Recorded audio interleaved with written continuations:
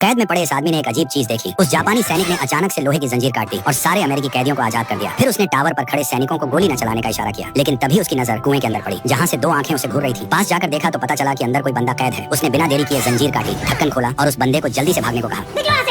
पर उस बंदे ने कहा कि भाई भागना तो एकदम नामुमकिन है, बाहर से ज्यादा सेफ तो इस कुएं के अंदर रहना है। तभी वहाँ कुछ बड़े अफसर उस जापानी सैनिक को बुलाते हैं ताकि वो खुद अपनी जान दे दे। अपने आसपास के अफसरों को एक एक करके मरते देख वो जापानी डर के मारे कांपने लगा। वो अभी सोच ही रहा था कि क्या करे, तभी खतरनाक परमाणु बम वहाँ गिरता है। बम के जमीन पर गिरते ही एक बहुत बड़ा धुएं का बादल आसमान में उड़ जाता है। जापानी अपनी जान लेने ही वाला था कि उस बंदे ने उसे झट से रोक लिया और उसे लेकर गहरे कुएं की तरफ भागने लगा। आखिर में जापानी तो सही सलामत कुएं में कूद गया, लेकिन वो बंदा बम के झटके से उड़कर नीचे जा गिरा। उसने कुएं के भारी ढक्कन से जापानी को कवर कर लिया। बाहर हजारों डिग्री की आग भड़क रही थी, लेकिन उस बंदे ने अपने शरीर पर उस खौफनाक आग की तपन को झेल लिया। थोड़ी देर बाद जब बाहर सब शांत हुआ तो जापानी को बस कुछ खरोंचें आई थी, लेकिन वो बंदा बुरी तरह जलकर राख जैसा हो गया था और हवा में गोश्त जलने की बदबू आ रही थी। पर इसके बाद जो हुआ उसे देखकर जापानी के तो होश ही उड़ गए। वो जला हुआ बंदा देखते ही देखते बिल्कुल ठीक होने लगा और वो कोई और नहीं, अपना कभी न मरने वाला वुल्वरिन था। जापानी बुरी तरह डरकर भागने लगा, पर वुल्वरिन ने उसे रोक लिया।